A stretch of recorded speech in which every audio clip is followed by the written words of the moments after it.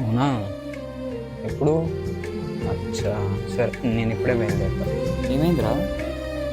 ఏం లేదురా, మా నాయనమ్మ చచ్చిపోయిందంట. అంత సింపుల్గా చెప్తావేంద్రా? బాధ లేదా? దాంట్లో బాధపడడానికి ఏముందిరా, మీ నాయనమ్మే ఉంటారు 200 సంవత్సరాలు బతికిందా, ఎప్పుడైనా పోవాల్సిందే. ఇప్పుడు పోయింది. మనిషి అన్నోడికి యాక్సెప్టెన్స్ ఉండాలిరా, అప్పుడే ప్రశాంతంగా ఉంటాడు. ఏం వెతుకుతున్నావు బ్రో? డబ్బులు మిస్ అయినాయి బ్రో, ఒక 3,000. ఎక్కడ మిస్ అయినాయి బ్రో? బయట పోయినాయి అనుకుంటా. అంత కూల్గా చెప్తున్నావు ఏంది బ్రో? లైట్ బ్రో, ఉంటే నాయి, లేదంటే వేరేటోడి. పోయి వెతకొచ్చు కదా బ్రో, పోయిన దగ్గర ఎక్కడ గుర్తు ఏం తెచ్చుకో. వస్తుంది బ్రో, అదికే నొప్పి తప్ప. ఆడని దొరికినోడు తెచ్చిస్తాడా? పోయినాయి అంతే, యాక్సెప్ట్ చేయాలి.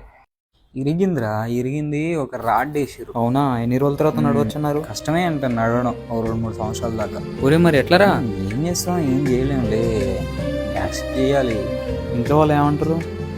ఏమంటారా, తిడతారు, మనం పట్టించుకోవద్దు. బ్రో బ్రేకప్ అయినప్పుడు బాధ అయిందా? లే బ్రో, యాక్సెప్ట్ చేసిన. 1 డే టైం పట్టింది, యాక్సెప్ట్. అమ్మాయి ఇట్లా చేస్తుందని ఎక్స్పెక్ట్ చేసినా బ్రో?